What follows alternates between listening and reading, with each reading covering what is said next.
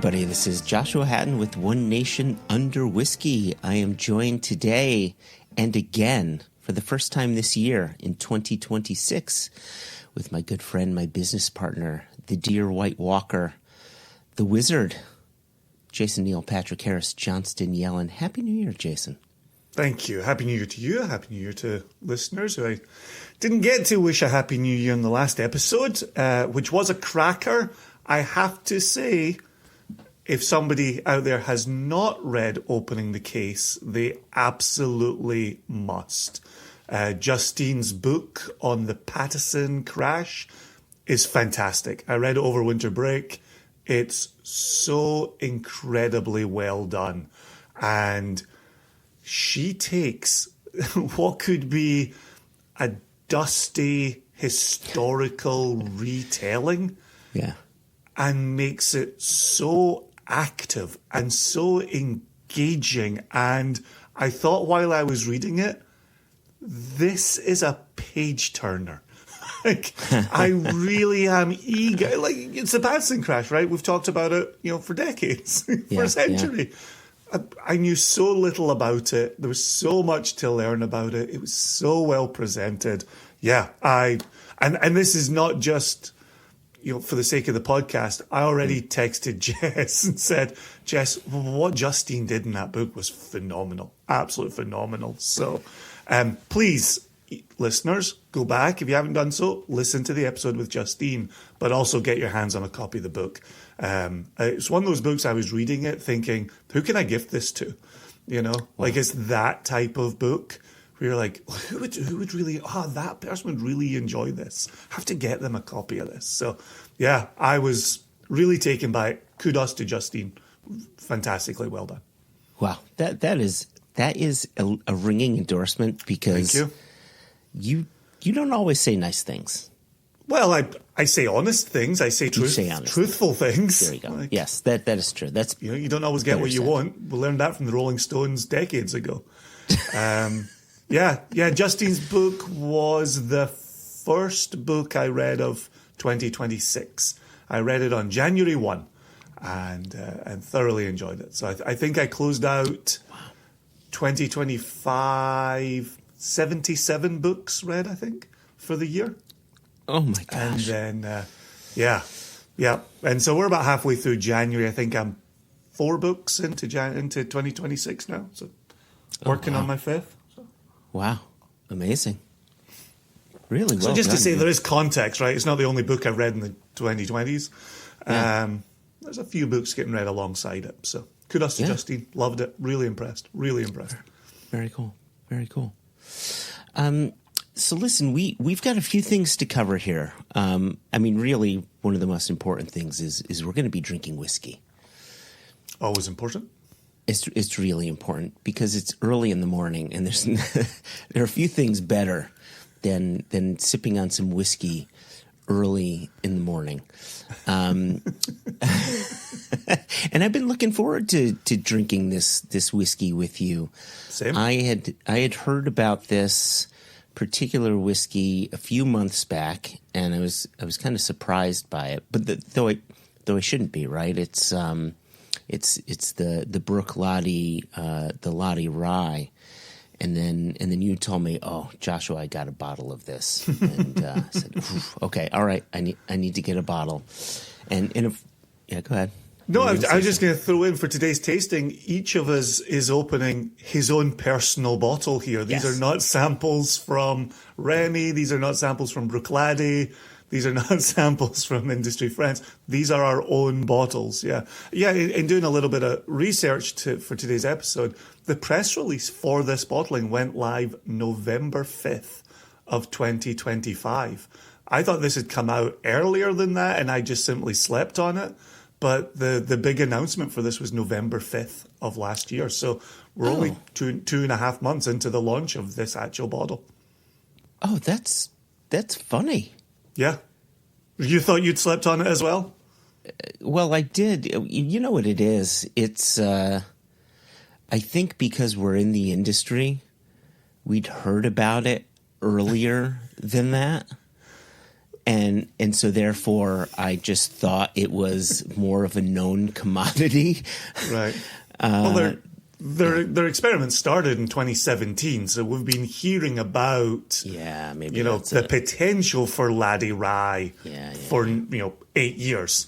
You know, so it's easy to actually miss the launch of the bottle in amongst all of that. So, but before we get a deeper dive on this bottle, there's an announcement before we get to, because I really want to roll up my sleeves and get into the whiskey. So let's check off another bit of business. And it's a big announcement because we don't do this too often. And when we do it, we like to make a thing of it. We are launching, because it's really cold. I don't know how it is where you are, Jason, but it's quite frigid where I am. We are announcing a big sale at singlecasknation.com. And it's going to be launched from January 26th through to February 6th. And we're calling it our Bundle Up campaign. Bundle Up with Single Cask Nation. And so the idea behind this is, I mean, a lot of our nation members will know, anytime we launch new whiskeys, we like to give people the opportunity to maybe save a few dollars. And, if we launch 2 whiskeys, maybe we'll bundle them together and they can save, a few bucks. And every time, these are limited bundles. And once they sell out, they sell out. And then the next month we release a new set of whiskeys, and we have a new set of bundles that we put out there. And when they're sold out, they're sold out.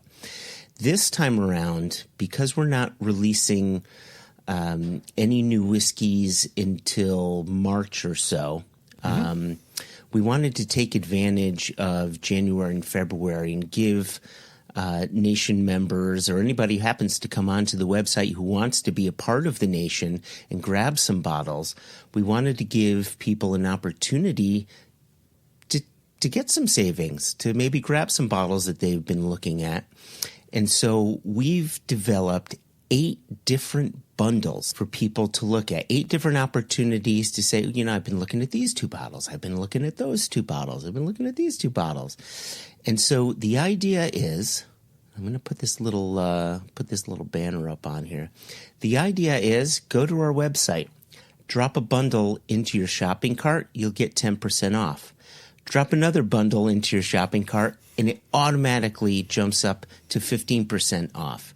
Drop another bundle in, and it automatically goes to 20% off, right? And once you drop that second bundle in, you're into free shipping territory instantly, right?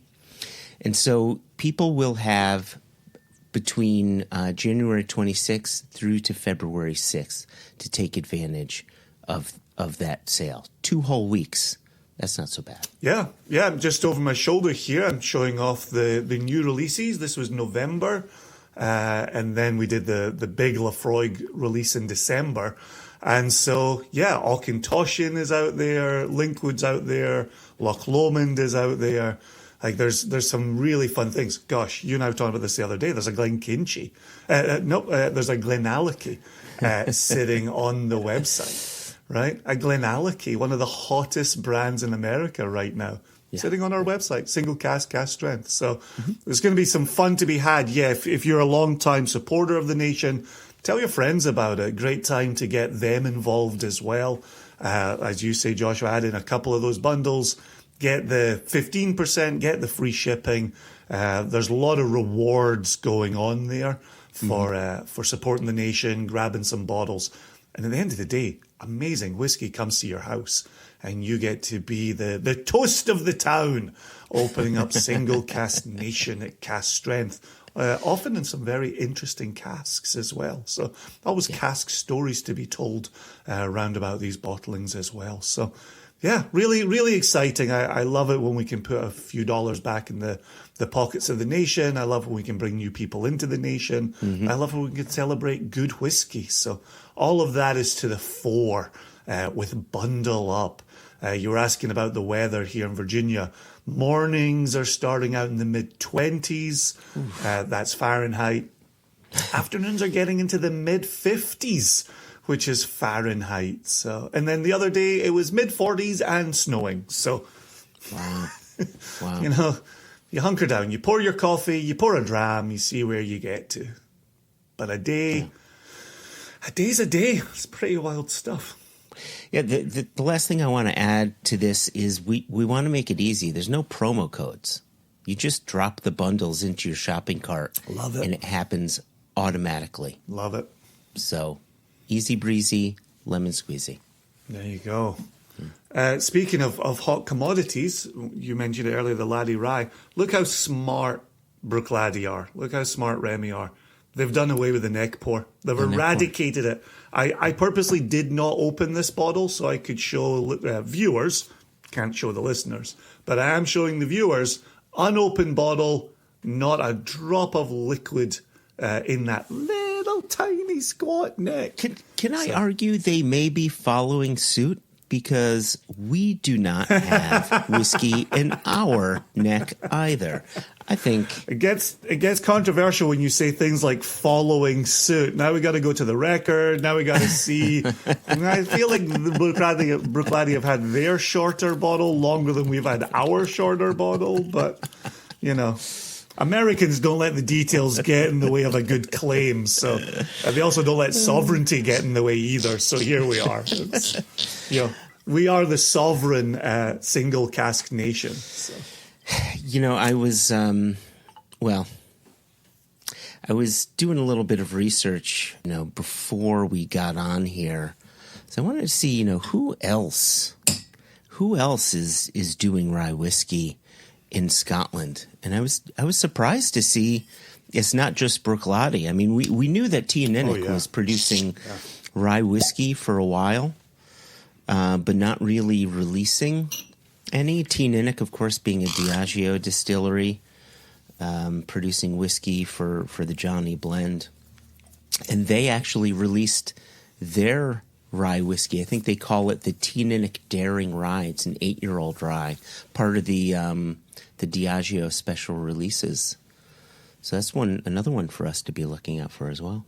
Yeah, do you remember in 2019 when we were on Isla and we were with Jess and Sweet Scott, and we interviewed Anthony at Kilhoman, but we also interviewed Dave Broom on the same day in the same booth at Kilhoman. Yeah. That's like season 4-ish, I think. Yeah. On that visit, I remember Dave talking about, just in his conversations, hearing about Scottish producers working on rye. Mm-hmm. And he had kind of said, you know, watch this space. You're going to start seeing it appear. And I know, you know, Inchdarney have done it, Arbicki have done it. Here we've got Bruichladdich. There are definitely going to be more. Keep your eyes peeled. But the fact that, I was saying this before the Bundle Up announcement, this was a November 5th announcement for this. I bought this bottle the end of that month. I think you bought your bottle the end of December, if memory serves. Mm-hmm. Not a lot of information around this. We're getting some key details. Right. The label itself shows 7 years old. Mm-hmm. The label itself says a combination of Islay grown rye and Islay malted barley. Mm-hmm. A little bit of digging shows that it's 55% rye, 45% malted barley. Right. I was additionally reading there's fresh bourbon casks in the maturation, and then there's virgin oak casks in the maturation. And the virgin oak is toasted, not charred. And right? Okay. And so it'll be kind of interesting to see what's that toast doing in the absence of the char. And then the casks are all brought together and then released at 50% alcohol. So a good number on there. And then the final thing that I discovered, and I was a little surprised by this. I'm curious if you already know this, Joshua. This is a US exclusive. I did not know that. I mean, I'm hesitant to say it because I didn't have enough time to start putting in some of the bigger players in the UK and Europe. But everybody I found selling this was US based. So, wow. yeah, it could very well be US exclusive. Isn't that wild? That is very interesting. It's interesting that, you've got these Scotch whiskey distilleries that are producing rye, and there's a number of them, as you pointed out. I wonder if others have followed that suit. My guess is the Teen Innick one that we mentioned. The Diageo special releases tend to be global releases, so I doubt that one is a U.S. release. But I wonder if, this is that bridge to the American consumer. Oh, you like this Bruichladdich Rye? Why don't you try some Bruichladdich single malt Scotch whiskey? Oh, interesting. I find that quite grain forward on the nose. Yeah, I didn't dig that deep into it. As far as, makeup went, as far as the casks went, like you said, as far as markets went, what I did do is I saw you just opened your bottle. I opened mine up over the holiday break, and I had a few drams. And like you had said, that's the first thing I noticed. Very grain forward nose. And I don't know if you got this upon first nosing this, is I get a Bruichladdichness. I get some of that lactic, dank quality going on. Oh, interesting. Yeah. Interesting. Yeah. I looked for it, right? And I was going to say, is that leading the witness? Like, would your nose have gone there blind? I don't know if it would. I wanted to find Bruichladdich in this. And I don't know if that's the right approach, but I think with anything, and we do this as independent bottlers when we're bottling a cask, we want to find that distillery character within the cask. I wanted to find the distillery character in this, especially with this being not single malt. Right? This is technically, as far as Scotch whiskey terms are concerned, single grain. Yeah, correct. Islay single grain Scotch whiskey. I'm curious, when you were doing your research on the cask makeup, did it specify whether the toasted casks were specific to the rye distillate and the bourbon casks were specific to the malt? No, and that's what I mean about there's not a lot of information about this. Yeah, okay. It's kind of, for me it leads with, we wanted to grow rye because rye is regenerative for soil. Right? Sure. Huzzah. Like, fantastic. Let's celebrate that. Yeah. You've got the environmental leanings of the Bruichladdich distillery. That makes good sense for, they're trying to be good stewards of the land. So I feel like the rye grain itself leads the story. It's interesting that it then leads the nose. To then have, and here's the nerdy details of what we did with the casks, seems to be a different version of the story. And so it's grain forward, perhaps maturation second.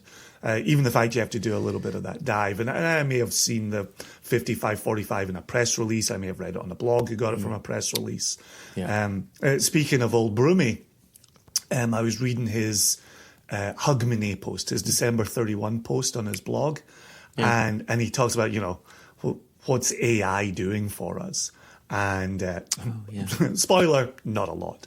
And his comment, it's a well written piece. I recommend it. But his comment was, distilleries more and more are leaning on press releases. Distilleries more and more are using AI to generate those press releases. And it's interesting as we come to the presentation of our first whiskey of 2026. I'm asking that question, and this comes from Brumi, like why? Ask the whys. AI is not asking the whys. AI is really just collecting data and spitting it back out again. So the whys, right? Like, why toast and not char for your rye? Right? Who do we get to speak to? Who do we get to ask that follow-up question of? Right? Here we're sitting here, so sometimes we've got access, sometimes we haven't. Here we are tasting our own bottles of this Bruichladdich, right? We haven't asked Adam any follow-ups. We haven't been on Isla to ask Adam any follow-ups. And so I've got unanswered questions about this bottling that I wouldn't mind pressing forward on and having access to somebody to ask those questions, to get geeky, right? Very much to your point, Joshua, right? Is how did the maturation of this come together? What was the thinking behind it? Did the rye go into the toast and the Scotch went into traditional fresh bourbon? Like that, these are great questions that press release doesn't have, the label doesn't have. But I'm still happy to celebrate rye as a grain, as a regenerative grain for the soil. I'm happy to celebrate that. But we're still whiskey geeks. Yeah. Yeah. I mean, again, they haven't told us, but my guess would be the reason for toast over char, if you're leading with grain, char has the potential to overtake, right? If you toast the wood, you give the grain the opportunity to shine. If you char the wood, you have the opportunity for the oak to overtake. Think of the Isla barley releases that Bruichladdich have done. They've always been an ex-bourbon refill, if I'm not mistaken. The wood has always stepped back to let that barley shine. And so if the idea is to do just that, right? They specify it, Isla rye, Isla malt. Let's show that. I think if they're using that mentality, that would make sense to my mind, right? Yeah. I was just, as you were chatting, the palate is starting to warm up for me. I'm sitting here with both hands on this. My glass is cold. My bottle was cold. Here we are talking about these mid-20s mornings in Virginia. A little chilly out here in the office. So I'm warming it up, and as I'm sipping on it, I'm holding it on my palate, and I'm starting to get a bit of the coconut licorice allsort quality. I'm starting to get a little bit of the anise, the licorice adding onto that. I'm starting to get some fennel adding onto that. Starting to get a little herbaceousness coming in here. As I'm getting this to warm up on my palate, the whiskey is opening up. This is very pleasing on the palate. Yeah. And as I'm warming it, I will return to the nose. I didn't want to say too much, given that it was cold. The nose wasn't, opening up particularly much for me. I did comment on the grain forward nature of that nose, but it was still chilled. And so now on the palate, I can actively warm it up. Now I can return to the nose as it warms. But holy moly, the coconut and the fennel, the anise, the herbaceousness is very pleasing. Yeah, see, I'm getting some candied elements out of this. On the nose, I was getting a little bit of cherry wax lips. And I got some bright candied quality, a little like that candy coating on a candied apple across the center palate coming through that sort of followed along with some of those herbaceous notes that you talked about. Some sweetness that I didn't expect. When you say candy coating on a candy apple, is that right? Like the cherry, that bright red candy coating that you get on a candied apple. Okay. Is that kind of a sugar? Is that a simple syrup with maybe a bit of food coloring in it? It is, yeah. Just when you'd said candy coating on a candy apple, I wasn't sure if we were going caramel, a toffee, a simple syrup. That's why I wanted to specify the candy coating, not the caramel coating. Gotcha. Yeah. I wanted to clarify for international listeners on this US exclusive Laddie Rye. This has to be going to other markets. There's no way they could just keep this to the US. Yeah. Oh, there's a little bit of pepper going on there, a little bit of white pepper.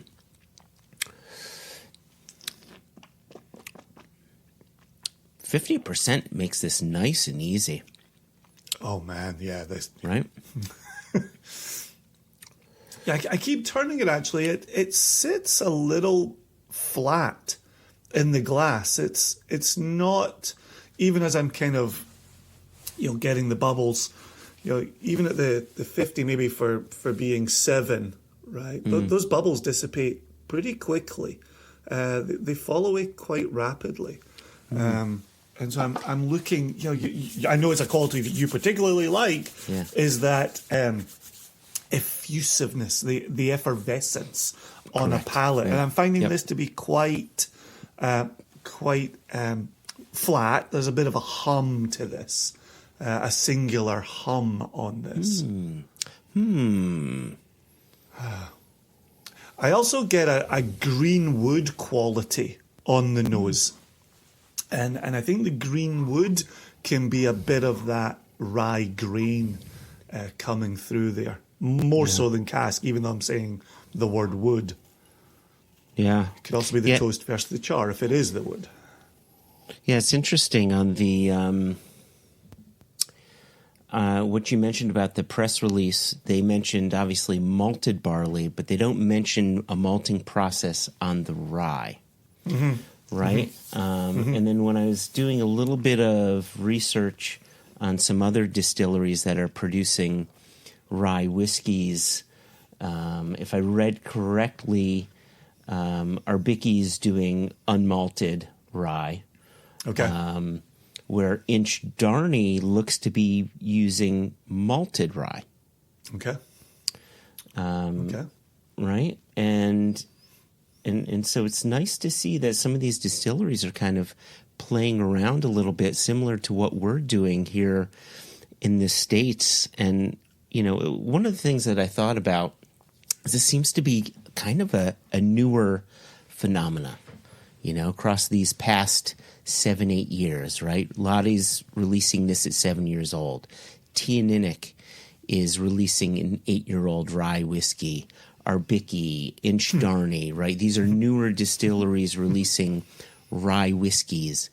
Rye is America's first spirit, right? It's a very American spirit. And here we are, 10 years into, is it 9 years? Yeah, 10 years into, American single malt, right? So we have America trying to honor what seems to be a very Scottish/Irish spirit, right? Depending on how you want to look at history. Controversial. Okay, carry on. You're welcome. And then in Scotland, trying to honor or look at an American tradition, and I love this. Each side of the pond sort of dipping their toe into the other side of the pond.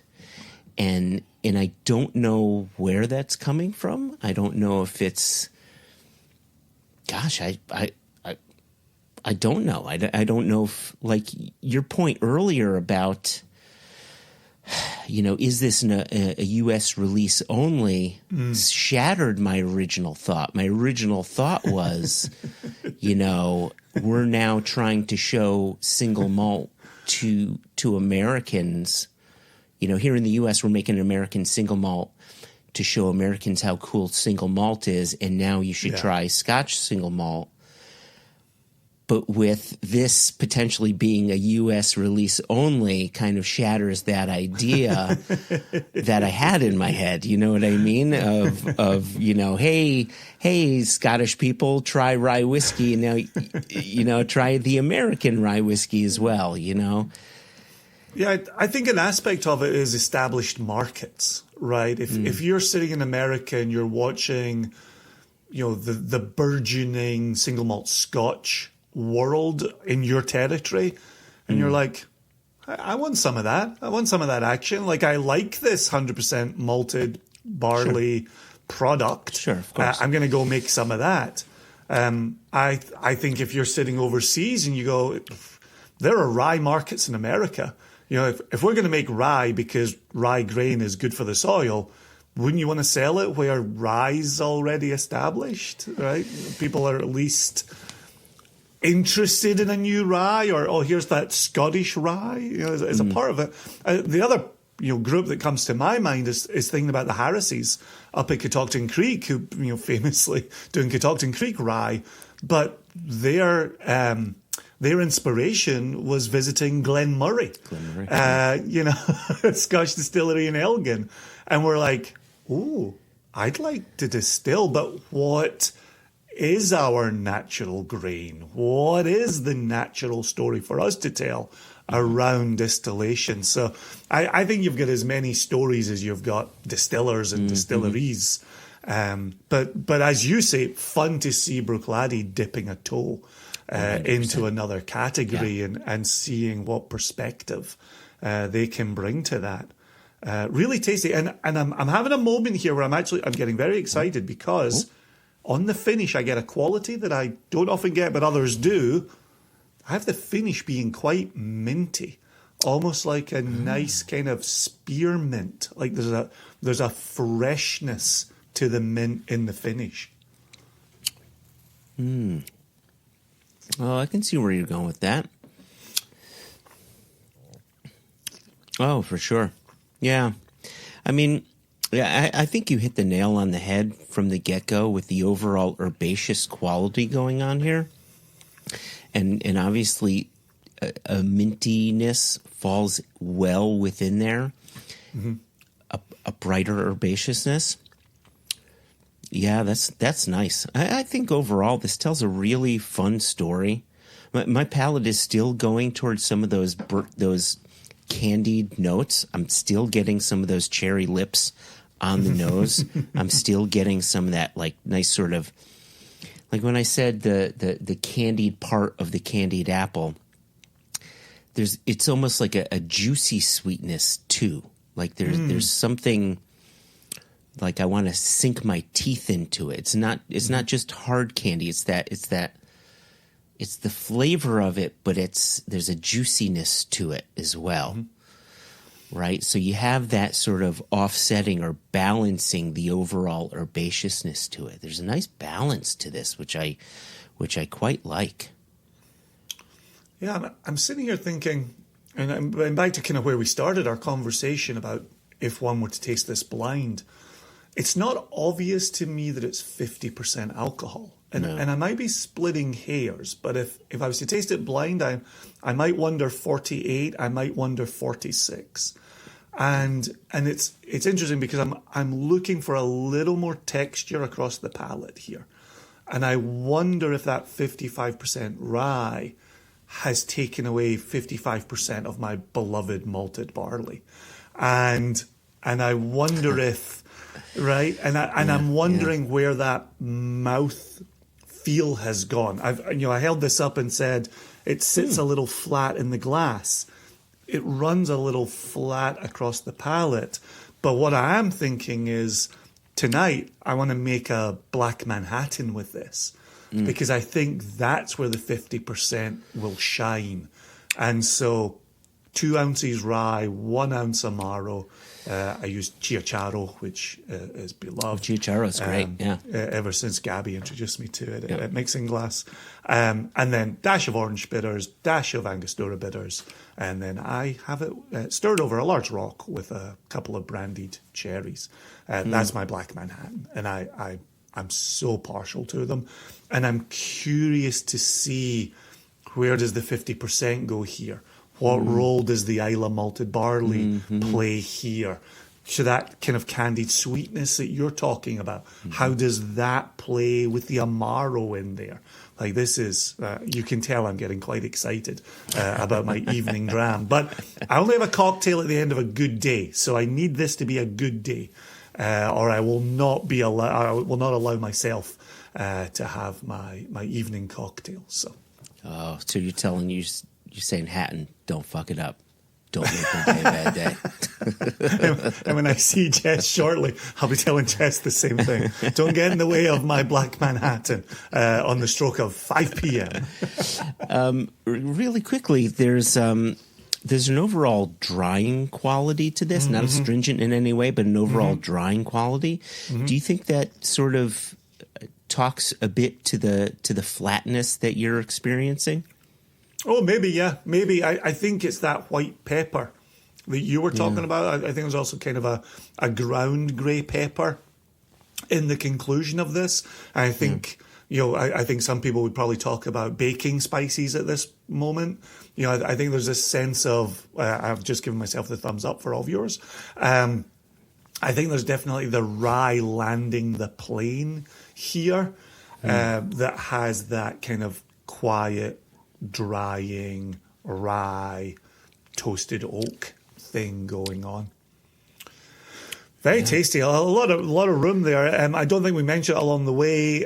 Press release talks about $60 for the bottle. You can find it for $55. If you get lucky, you may find it for $50. But yeah, I think it's a great price. It's a great experiment. I think it really, like, the dude's rug ties the room together. I'm excited to drink more of it. I'm excited to watch it evolve. I'm excited to play around with it in cocktails as well. So, yeah, well done, Bruichladdich. No arguments here. Yeah, well done. Yeah, this is now my third dram, my first dram with someone else.